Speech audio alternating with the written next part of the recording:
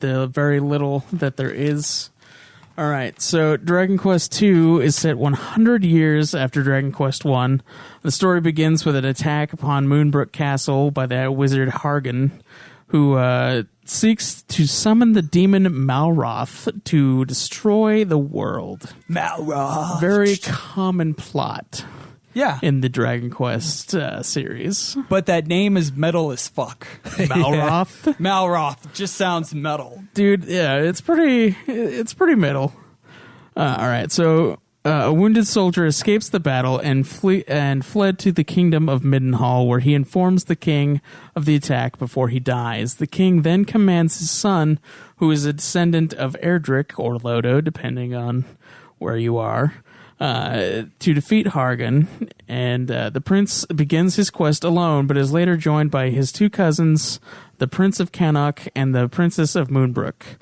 After finding the Prince of Cannock, who began a similar journey at the same time as the Prince of Middenhall, they save the Princess of Moonbrook from Hargan's assault on Moonbrook Castle, which is then reduced to ruins.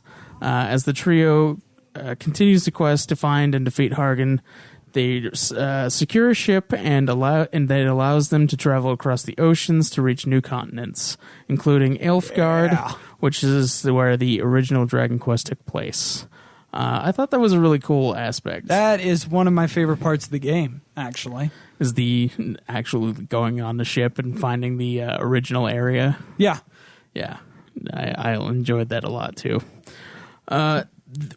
There they meet the grandson of the Dragon Lord, from the villain from the previous game, who gives the party valuable information.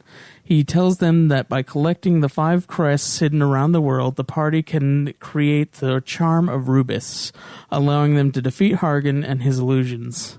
After obtaining the Charm of Rubis, the party travels to Hargan's castle in the ice-covered plateau of Rhone and confronts Tremendous Hargan area. in his throne room. Yeah, that was great design.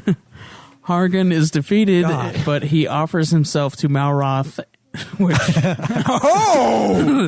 is something, and the demon emerges and destroys the heroes.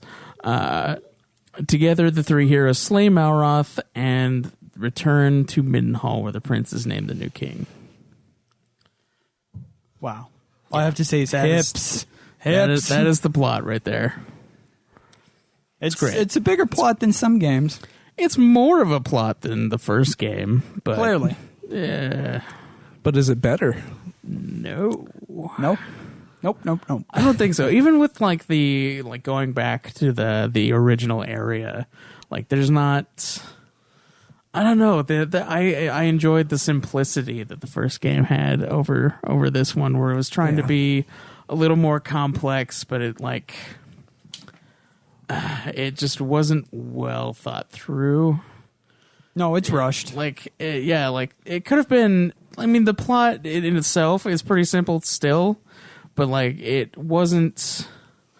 I don't know. I guess it's the gameplay that really screws it over. In a way, because the gameplay, they had to build more around the gameplay of having to go and level up and find other areas, and the areas aren't that great, so I don't know. So the grind is a little bit too much. Oh yeah, especially in this game. In this game, the first game, you didn't have to be the max level, and the max level was only 30. In this game, you have to be the max level, otherwise you get destroyed. Yeah, I called the first game a grind fest, but I was so wrong. I didn't know what was coming. And then you were immediately hit with the grind fest. Oh yeah, right from the start, with the slimes and the crows. Yeah. But especially the slimes for Craig. Yeah, especially the slimes. Fuck the slimes.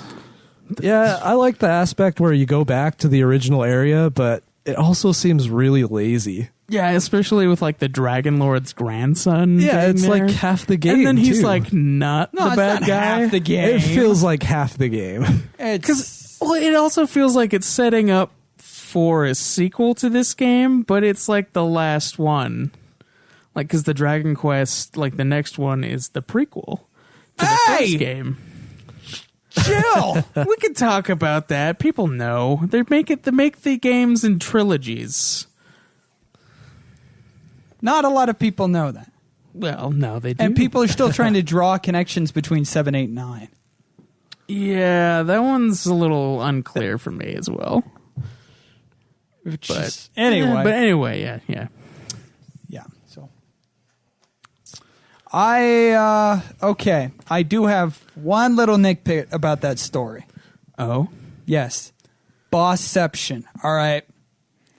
You go through most of the game thinking it's this bad guy, right?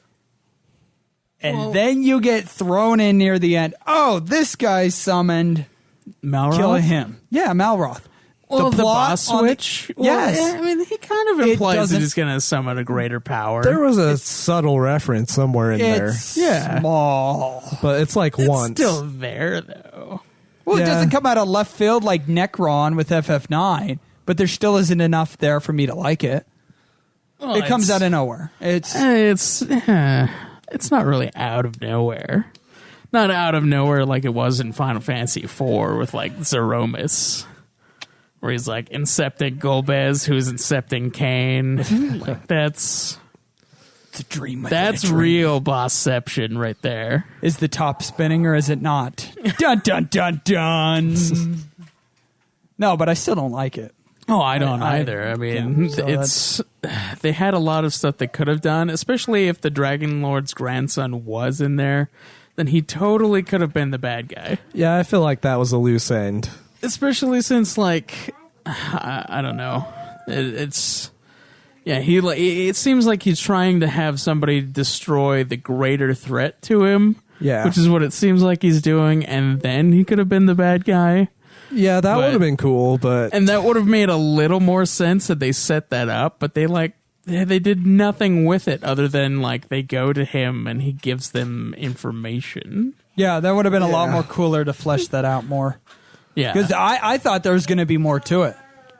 Yeah, like, you go to the guy whose grandfather was slain by your ancestor, like, 100 years ago, and he's just gonna be fine with it. He's gonna help you along your quest. We're good.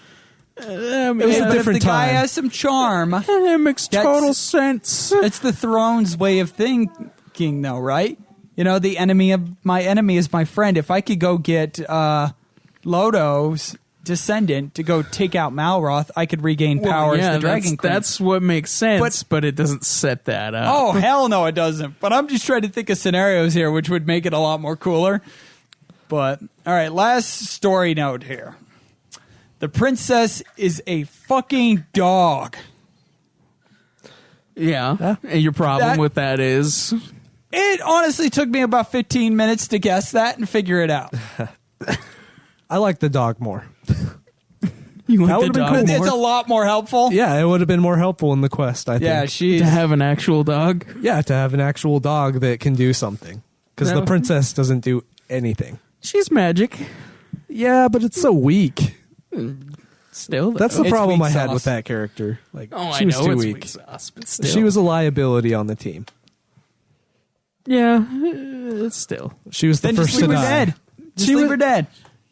I had to a couple times because, like, she had run out of things to heal me with, so she became useless. Oh, hi there.